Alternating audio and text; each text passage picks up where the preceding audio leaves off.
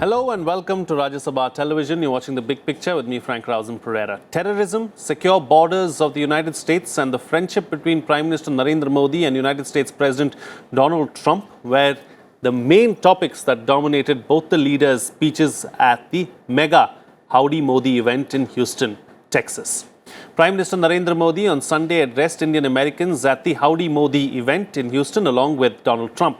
It was for the first time that Trump and Modi shared a stage together and addressed a record crowd of over 50,000 Indian Americans. While addressing the event, Prime Minister Modi heaped praises on the United States President and said that his presence on the stage with him was a testimony of the close and strong partnership that the two nations share. While addressing the Indian diaspora, President Trump spoke of shared values among the world's two largest democracies and praised the Indian American community for revolutionizing the world of technology. On this edition of The Big Picture, we will analyze the ModiTrump Magic and state of bilateral ties between India and the United States.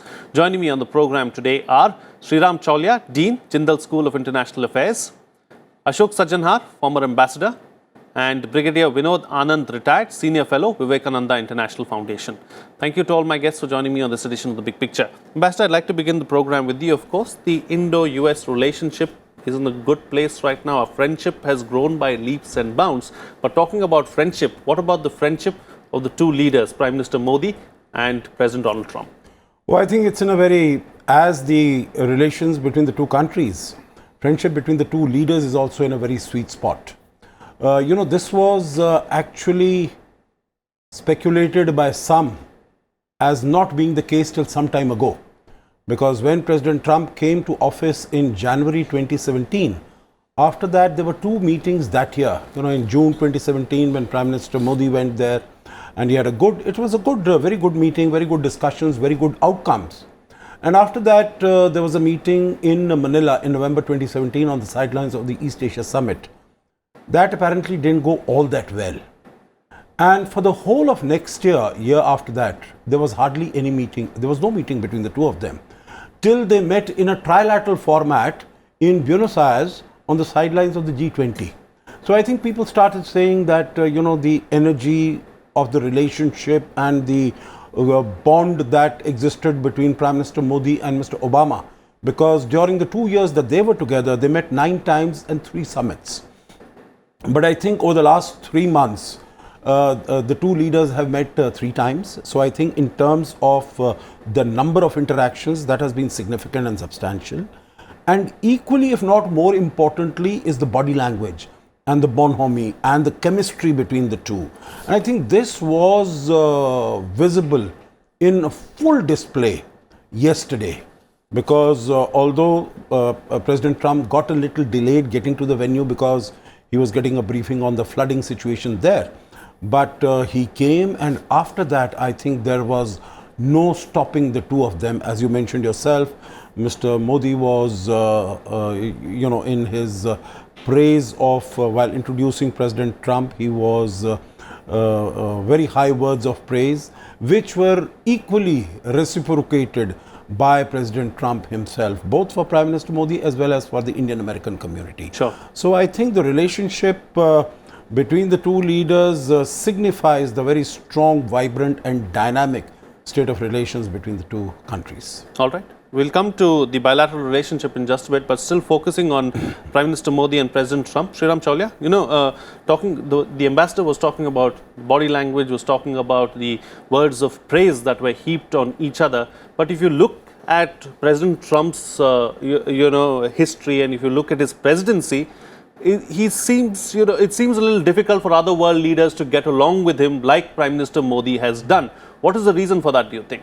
Well, you're right, Frank, he has been called the enfant terrible of world politics, and a lot of it has to do with his very skeptical approach to world affairs in general. I mean, Trump has not viewed the world kindly because he has always seen the world as a dangerous place and many countries trying to exploit or, extract undue advantages from the US. So he came in with that mission that he will rectify this imbalance, trade deficits with so many countries, immigrants coming into across our borders. So the outside world, in the Trump's populist or nationalist or what he calls patriotic worldview, is a dangerous place, which could harm America. So it's very, very different from the traditional liberal internationalist outlook of US presidents, be it Democrat or Republican, going back several decades. So Trump is unusual. But what I think Prime Minister has achieved in the last couple of years is he understood that, he grasped this new kind of shockingly unorthodox foreign policy of Trump, and he has adjusted. So one adjustment has been, as you can see, the shock and awe campaign. In many ways, just the sheer size and the dimensions at the Howdy Modi rally, I think must have just awed Trump, because he would have never experienced that kind of adulation and crowds and chanting, because even American politics, even though it's a relatively big country with 300 million people, you don't have such mass rallies.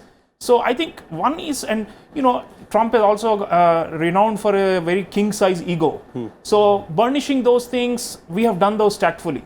And the second thing, of course, we have made some small concessions here and there. I think the trade deal is going to be announced sometime soon. Trump mentioned American companies are going to announce more defense sales to India. He spoke about Indian companies coming and investing in Texas and in other parts of the US. He spoke about of course, the diaspora, and he's looking at the diaspora as a big opportunity for him electorally and politically in the US, because traditionally they used to support Democratic candidates. But Trump is trying to, create his new constituency of prosperous and upwardly mobile minority groups in the US. So in a way, after ranting against immigration, remember yesterday he said a very interesting thing, Frank.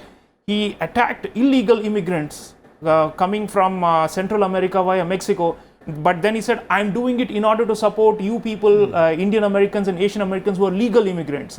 So he's clearly wooing a lot of constituencies. So I think our Prime Minister has read Trump well, and gradually we have adjusted our policy in such a way, because we are not just talking about democracy and we are great democracies and we are free countries and therefore you should support each other. Those were the kind of lines that used to work well with the liberal-minded American leaders. Right. But with Trump, it's all about transaction, especially sales and profits. Sure. And I think we have convinced him enough. So this kind of dazzling show we saw at Howdy Modi, on the surface it looks like soft power and people-to-people links and cultural connection and deepening of society. All of that is there. But underlying that is hard-nosed calculations of Trump, always looking for a bargain. And in the process, he antagonizes a lot of people. He had antagonized us as well.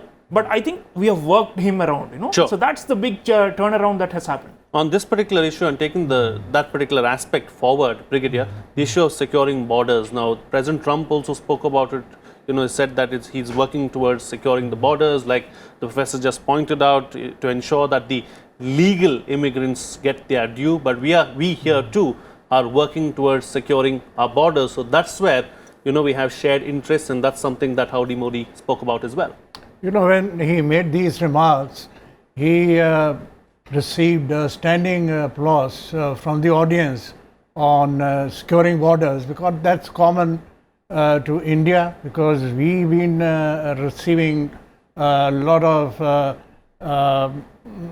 people who are either crossing the border illegally, and that has to be seen in context of not only the what's happening in the east, but basically also from all these threats which are emanating from the borders with Pakistan or LAC. So securing borders, he said that we are committed, both sides are committed to securing the borders. So that was only relevant to the border and some aspects of the illegal immigration also. But other than that, I think like he mentioned, the defense sales, he mentioned that we have been able to sell about $18 billion worth of defense equipment to India, and especially he said that our defense equipment is the greatest, or he was selling that we build the best equipment in the world. I'm sorry to interrupt, Brigadier, but at this juncture I'd like to ask you, will the United States be willing to give India the kind of cutting edge technology that it has and that we need? No, well, for that the talks are going on, because there is one defense technology and trade initiative in which so far they have offered us some of the technologies which perhaps India does not consider as the state of the art technologies. So in the next US India 2+2, which is going to take place next month possibly, this could be on the top agenda. We are looking for technologies that could advance this defense cooperation further. We've been able to sign a number of other agreements with the US, like COMCASA and LIMOA, which would help in advancing our cooperation. There is also a strategic trade agreement which envisions that we could get better technologies from the US. There were also some agreements signed last year during the US 2+2 dialogue, in which some of the innovative organization of India on the defense technology and its counterpart in US, they are going to cooperate. Right. So we will have to wait for some time to see how this develops. Pans out and develops. Yeah, absolutely. You know, I'm going to come back and ask you this very important question, Ambassador, because you spent almost your entire life in the foreign service. So when at the top, the leaders have such kind of a bonhomie, does it become easier for diplomats and others involved in the groundwork to deal with things? Well, Frank, there is a cliched statement that is made very often, that there in foreign relations there are no permanent friends, there are no permanent enemies, there are no permanent. The only thing that is permanent interests. To an extent, that is right, because after all countries work to advance their own interests in whatever relations that you are conducting. But that having been said, this sort of a bonhomie, this sort of a positive vibe, this sort of a good connect, this definitely helps you to take the relationship forward. Because what it does is it brings in a great comfort level, and it brings in a great confidence. It brings in great trust between the two of them. Because after all, this bonhomie is not only for the purposes of exhibiting, it's not only in terms of showmanship. It has to have some deeper context. And in that sense, what we are talking about in terms of relations between different countries, if there is mutual trust between two countries, then definitely the relations will progress much faster. If you recall that when Prime Minister Modi visited the United States in 2016, that was the farewell call when President Obama had invited him, and he addressed the joint session of the US Congress. And there he said that we have overcome the hesitations of history. That means there is a certain level of confidence and trust between the two countries. I think we need to see it as to how the relationship has evolved. From 2000 onwards, in March 2000, when Bill Clinton came here, and at that time the hyphenation between India and Pakistan, that was removed because he came here for 5 days, visited 5 cities. On his way back, he went to Pakistan and addressed the people of Pakistan only from the airport, through a televised program. I think the manner in which the relationship has evolved, if one could look at it, in 1994, I remember there was a book that came out in the United States by a US diplomat, former ambassador Dennis Cox, which termed the relationship as estranged democracies. Both of them have same value, exactly what we were talking about. But in terms of their interests, they were very, very different. And we know about that, the nadir of the relationship was in 1971, when, the India-Pakistan war was going on just prior to the liberation of Bangladesh. Then in the early 2000s, we had Strobe Talbott, the former US Deputy Secretary of State in the Clinton administration, who wrote a book, Engaged Democracies. That means over about 10, 12 years, we had moved, we had From an evolved from estranged to engaged. And I think today we can call it, in looking at the vibes between the two leaders, that we are now embraced democracies. Both the leaders are sort of, these are democracies which today feel that there is not only a convergence of values of democracy, of rule of law, market enterprise, freedom of speech, but there's also convergence of interest. And interest, we've been talking about Mr. Trump, whether, he's looking at trade deals, he's looking at defense deals. In defense deals also, we must take note of the fact that India has been graduated up to STA 1 level, which means that, all the highest technology, the latest technology, and India has been designated as most a defense partner, a preferred defense partner. That means all the technologies that the United States can provide to its NATO allies are also, can come to us. It is up to us whether we want that or not. Right. So the last point here I would say is that, and it is not only convergence of interest in the dollar and pence issues, in strategic terms, whether we are fighting against terrorism, and that is what Trump spoke about, radical Islamic terrorism, that both of us will cooperate. Whether it is in terms of getting together in the area of balancing the aggressive and the belligerent attitude of China in South China Sea through the concept of Indo-Pacific and the Quad. And the last comment there I will make is, although the Quad has met 3 times, after having been inaugurated, Quad 2.0, in November 2017, it has met 3 times, always at junior official level. Right. For the first time on the 26th, the Quad is going to meet at the ministerial level. Absolutely. And India had been standing in the way. All the other countries had wanted to upgrade it to a ministerial level. India did not want it. Now India has also come on board, and we need to really take cognizance as to what has China done, which has forced India to move this by 3 levels up.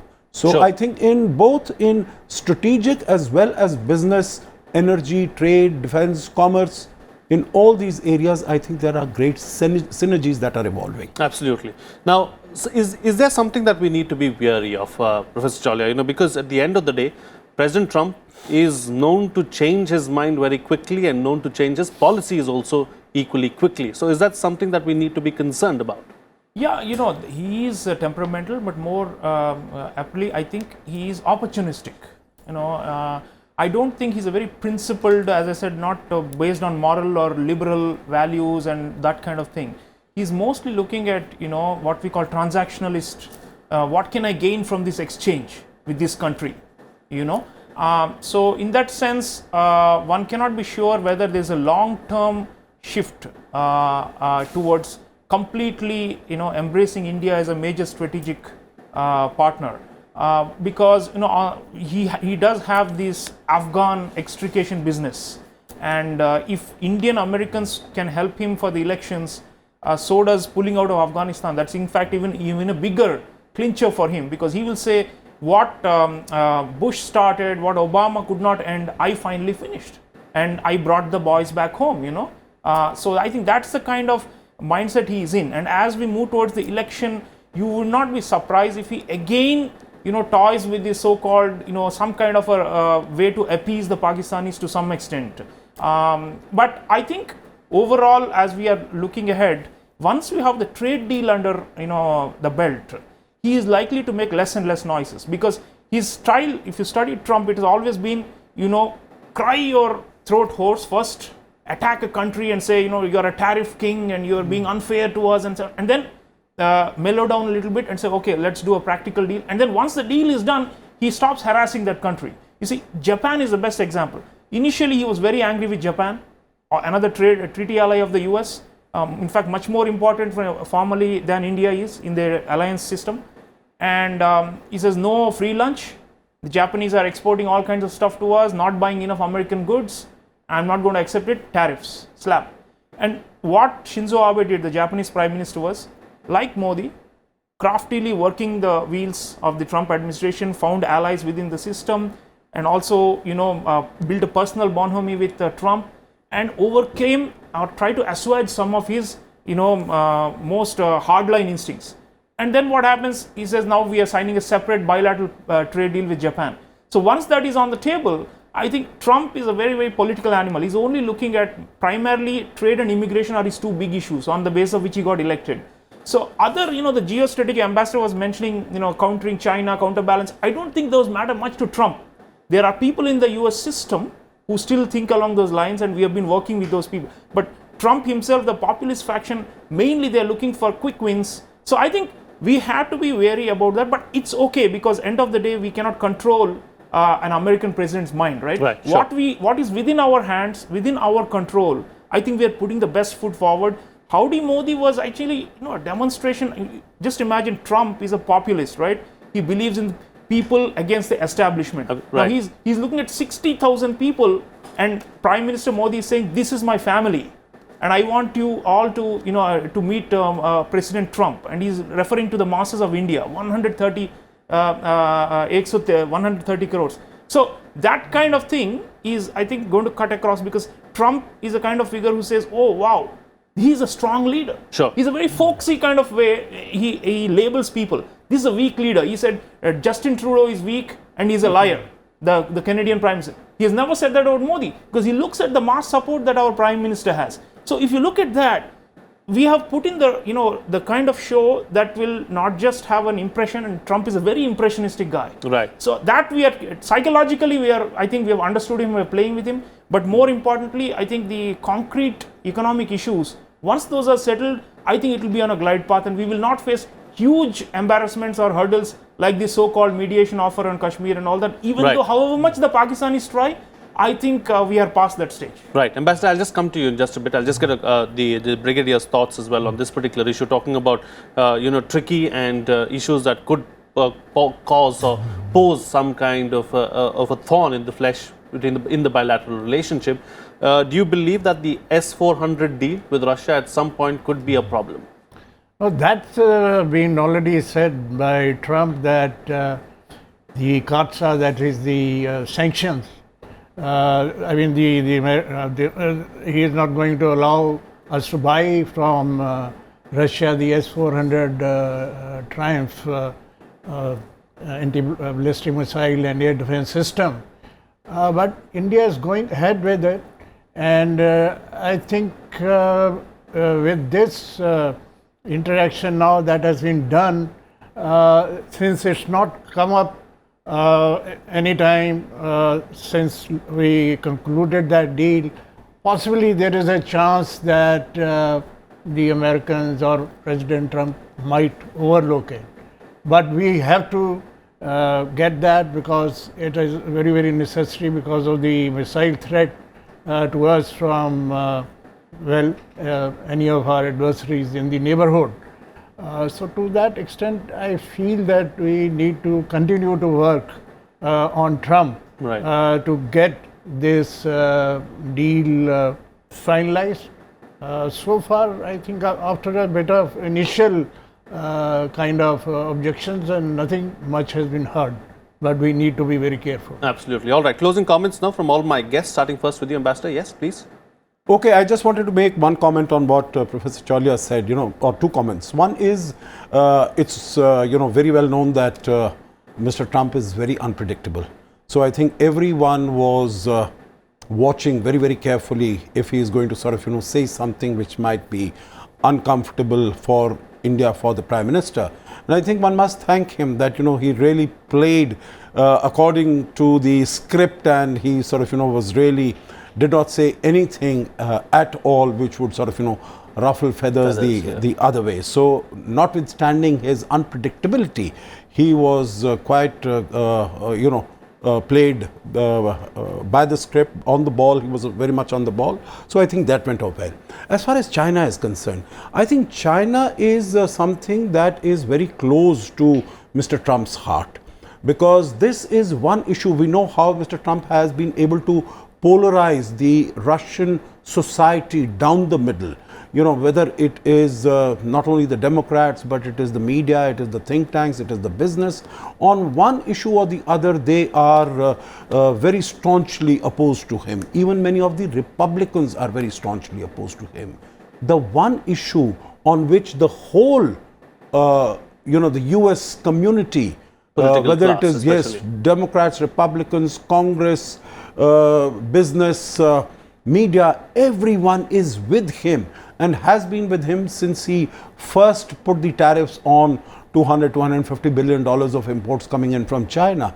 That has been the issue of taking a very strong stand on China. Right. And whether it is in the area of tariffs or it is in the area of freedom in navigation in the oceans, in the Pacific Ocean. So I think these are issues where he senses that these policies are getting him support from the people. So I'm sure those are sort of things that he is going to continue forward. But one last thought, because your last comment always is the way forward. So if I could what I think the way forward, I think India-US relations at the moment are really on a peak, at the pinnacle, really on the top.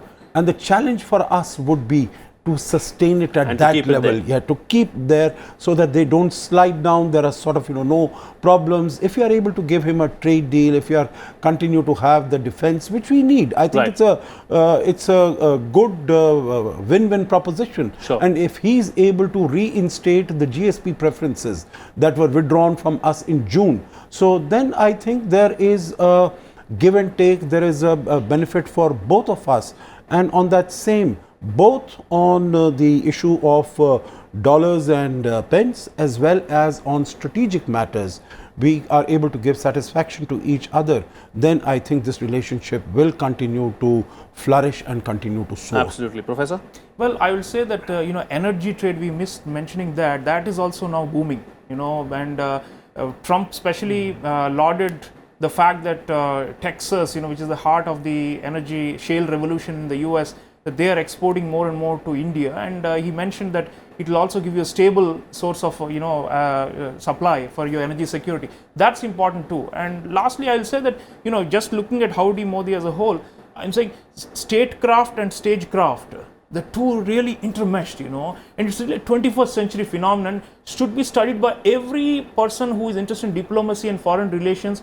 Today in social media age, where Trump is tweeting that I'm arriving, my friend Modi is waiting for me, and PM is tweeting back, this is completely different from the stovepipe traditional diplomacy of the yesteryear.